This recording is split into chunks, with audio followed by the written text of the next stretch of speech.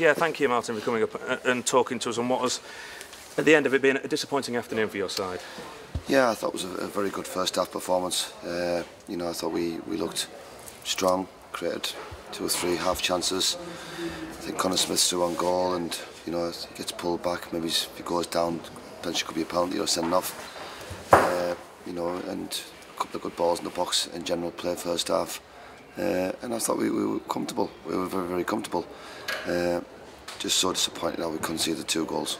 Yeah, we said the first half, it was pretty scrappy, wasn't it? It was like maybe you'd expect the local derby to be no real great pattern to the game, but both sides almost cancelling each other out. I thought we were better than first half. Listening to and watching the game, I thought we used the ball well, we moved the ball well.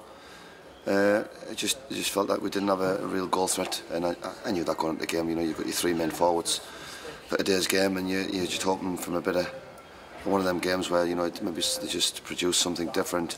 From a goal off a set play. You're asking young Flip McNaughton. He couldn't get in the reserves a month ago, and he's going out as a 17-year-old kid and asking him to pull something out of the hat for you. And it's difficult. It's very difficult. Connor Smith, he's a utility player. He's not an out-and-out forward. And you ask him to start against the team that's trying to challenge to win the championship. It's very hard. It's very, very frustrating, and I understand the frustration from the crowd. But they've got to understand that the transfer window's closed. Did we know we were going to get 3 of our main forwards injured within 7 days? No. So we've got 3 massive away games now, and we've got to make sure that we go away, and we've got to set our focus now for Tuesday night to get maximum points. Yeah, you're hamstrung quite literally, I suppose, aren't you, at the top end of the field? You mentioned it briefly, the defending for the 2 goals. Do you think you gifted those goals in a way to Harrogate Town today? Yeah, I think if you watch the goals back, they didn't create. If you can remember, I mean, Beck should score the second, to be fair. But I think it's the first time probably Bartlett didn't kick the ball well. Hamza gets dragged into the midfield area.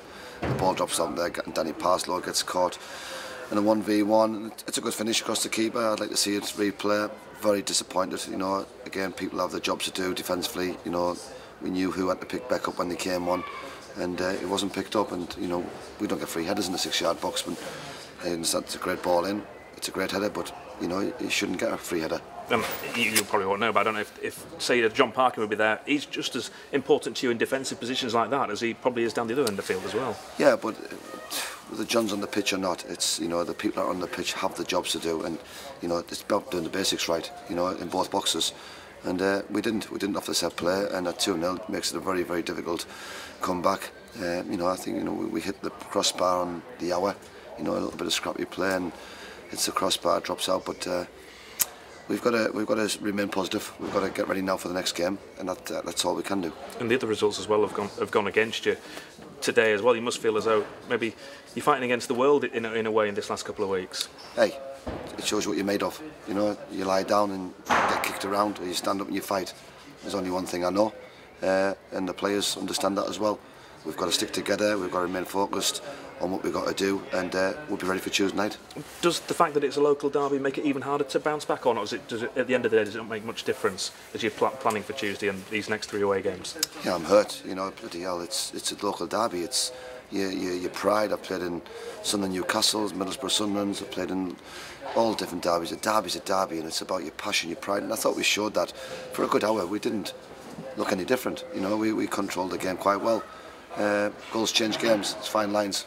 And they took 2 chances, and that was the difference today. The substitutions you made, were any of those injury related? The players you took off, and will you have any of the guys who've been missing today available to maybe just make the 16 on Tuesday? I'm hoping we have 2 or 3 back. I'm hoping so. I really am. The players who are injured have been in today and been tomorrow, getting ready for Tuesday night. So we could do with a few bodies back as well. And Nuneaton, they've had a good win again today. Don't really have that much to play for. I don't know if you ever feel as though that makes much of a difference at this stage of the season. Hey, they'll be up for a scrap more. They've won at Southport 1-0 today. They've won there, and Southport are decent as well. So we've got to make sure that we're ready for it. They've had a change of management of late, so they'll be trying to impress the manager who's just joined them. So we've got to make sure that we go down there for a battle and make sure that we bring 3 points back. And do you feel as though maybe playing away from home these next 3 games can, I don't know, maybe bring some more togetherness to your side, where they're not playing with the crowd on their backs at times like that happens here today? We heard the crowd chanting, they weren't very happy at times in the David Longhurst stand. Is it sometimes easier for the big side when they go and play away from home than it is playing in front of their own fans? I understand the frustration from the crowd, but what I don't understand when they start, you know, saying you're a poor team. You know, we're not a poor team. You know, and I think from a player being out there hearing, you know, you're a poor team, that's not the case. You know, there's been lots of change at this football club, and we've got to understand that we're going through a real big transition. But we're in the playoffs. You know, we're not fourth off bottom yet. We're in the playoffs, and we have a great chance still to achieve what we want to achieve.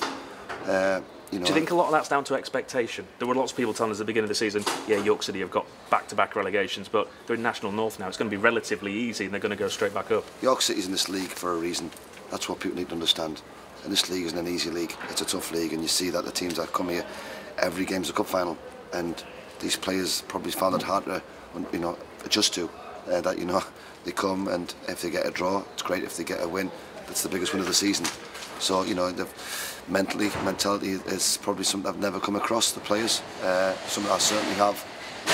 But, you know, we've got to make sure that we remain focused. You know, we sit in seventh. It's in our own hands. We're not sitting seventh off bottom. Everybody, please stick together. You know, I believe in it. Otherwise, I wouldn't be sort of stood here and, you know, trying to get the message across. We've got a fantastic opportunity to reach the playoffs, stay in the playoffs, and win the playoffs. And that's our focus. That's the York City manager, Martin Gray, talking to us live.